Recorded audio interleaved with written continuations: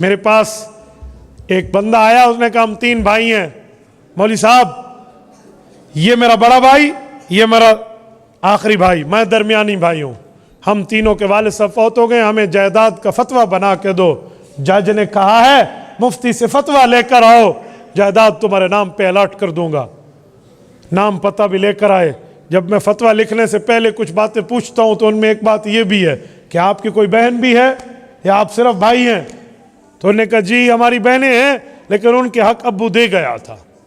ये जो अगली बात उसने की ना, तो मैंने इस पर डांट लगा। मैंने कहा 1 मिनट, इसका सबूत दो कि अब्बू ने हक दिया है। कोई सबूत? हालांकि जिंदगी में बाप जितना दे वो मीरास नहीं बनती। करोड़ रुपए भी दे देना और उसकी मीरास 50,000 हो तो करोड़ रुपए देने से 50,000 का मामला खत्म नहीं होता, ये फिर भी देंगे, क्योंकि मीरास तो मौत के बाद है।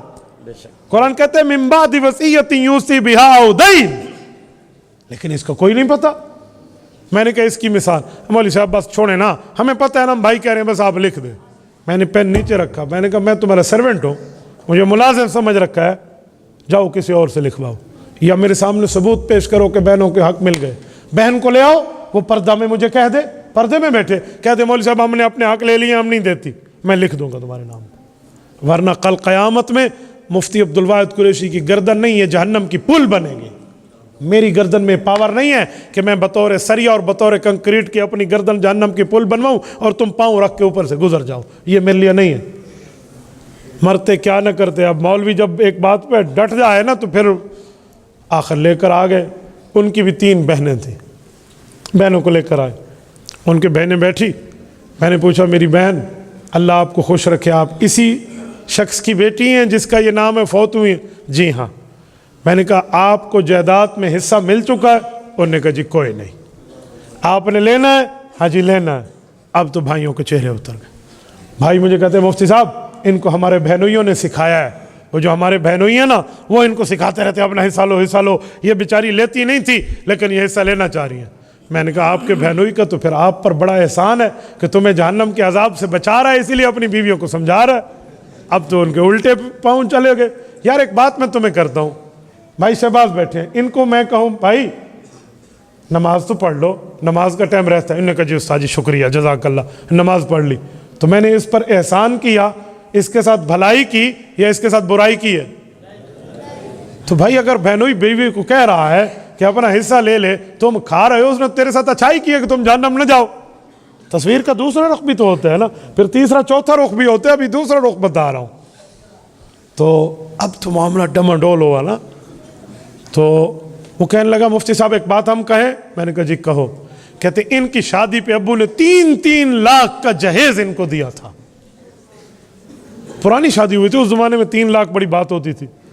3-3 लाख का जहेज दिया था। तो मैंने बहनों से कहा लिया? तो उन्होंने कहा जी दिया था। मैं समझ गया, उनमें एक बहन आलमा में थी, उसने एक लफ्ज़ बोला, मैं समझ गया। उन्होंने कहा मुफ्ती साहब जहेज मिरास में कन्वर्ट हो सकता है? मुझे समझ आ गया कि वो मौलवियानी गलती ठीक की थी है ना। तो मैंने उनके भाई को कहा कि आप भी शादीशुदा हैं? जी हाँ।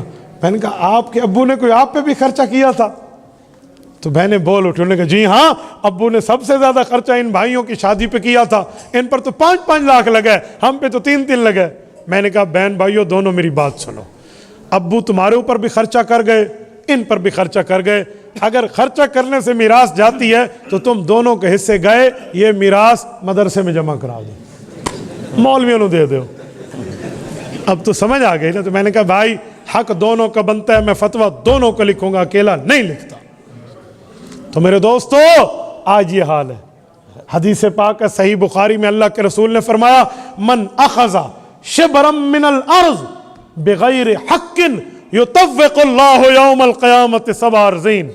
कहे लोगों अगर तुमने एक बालिश्त जमीन, एक बालिश्त को पंजाबी में क्या कहते हैं? गिठ, ठीक है। ये एक गिठ जमीन जो 9 इंच बनता है, ये 1 फुट भी नहीं बनता, मेरे ख्याल में 9 इंच ही बनते हैं, 3-3 अगर मिला लें तो।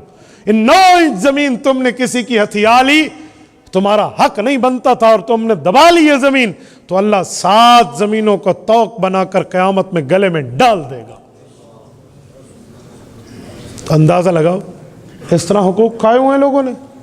तो भाई इसलिए अल्लाह के लिए अगर किसी ने हक देना है तो आज से देना शुरू कर दे। कल क़यामत में ये नेकी देना बहुत महंगा होगा। आज दे लो, आज बहुत सस्ती है, आज दे लो, कुछ नहीं होता। और कुछ वो हैं जो बहन हिस्सा मांग ले, अल्लाह माफ़, अल्लाह माफ़, ये हाल होता है, मर्जी उसके साथ ख़त्म कर देते। ये तो हिस्सा मांग दी है तो भाई उसको अल्लाह रसूल ने हक दिया, वो नहीं मांगेगी। कभी तूने हक छोड़ा है बहन के हक में? ना भाइयों पर ठप्पा लगा हुआ है, भाई ये हिस्सा लेंगे बहनों का खा जाएंगे, ये कहाँ है?